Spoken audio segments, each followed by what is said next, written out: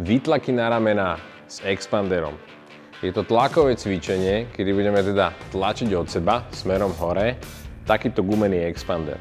Treba si zvoliť správnu hrúbku, aby to nebolo príliš ťažké, ale nesmie to byť ani príliš ľahké.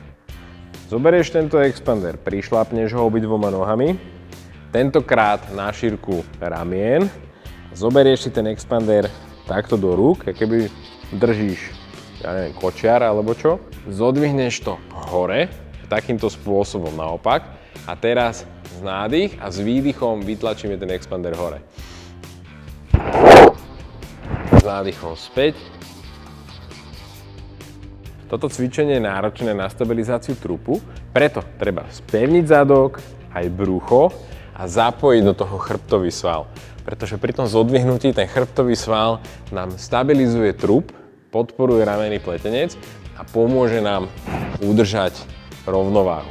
Cvič poriadne, lebo si ťa nájdem, nezabudni nám dať odber a ak máš problém s týmto cvičením, napíš nám do komentárov aký a v ďalšom videu sa povenujeme tomu, ako ho odstrániť.